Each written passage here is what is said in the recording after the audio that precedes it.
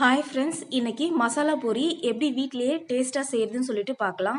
Pan heat ஆயிடுச்சு. 2 table spoon அளவுக்கு oil சேர்த்துக்கலாம். 50 கிராம் வேர்க்கடலை,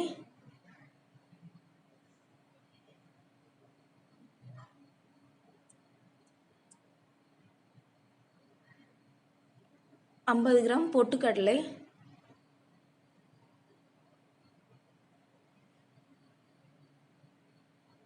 கொஞ்சமாக முந்திரி பாதாம் எடுத்துருக்கேங்க. உங்களுக்கு என்ன ட்ரை ஃப்ரூட்ஸ் வேணுமோ நீங்கள் அதை எடுத்துக்கங்க.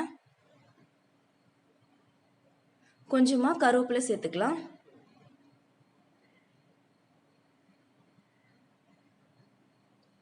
முக்கால் டீஸ்பூன் அளவுக்கு மஞ்சள்தூள் சேர்த்துக்கலாங்க. மஞ்சள்தூள் ரொம்ப அதிகமாக ஆயிடுச்சுன்னா நல்லா இருக்காது.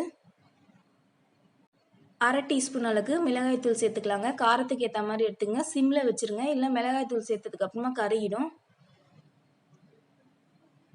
1/4 டீஸ்பூன் கரம் மசாலா,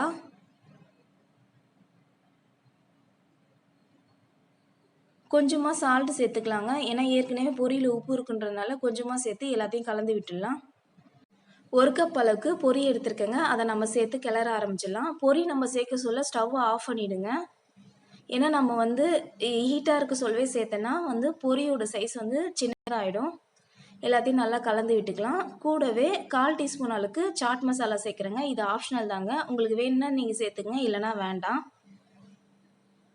ரொம்பவே டேஸ்டான மசாலா பொரி ரெடி ஆயிடுச்சுங்க. இதை காரப்பொரின்னு சொல்லுவாங்க. கண்டிப்பாக நீங்களும் உங்கள் வீட்டில் ட்ரை பண்ணி பாருங்கள். இந்த வீடியோ உங்களுக்கு பிடிச்சிருந்ததுன்னா லைக் பண்ணுங்கள், கமெண்ட் பண்ணுங்கள். நிதி சமையலை சப்ஸ்கிரைப் பண்ணுங்கள். பக்கத்தில் இருக்க பெல் ஐக்கானை ப்ரெஸ் பண்ணுங்கள். தேங்க்யூ.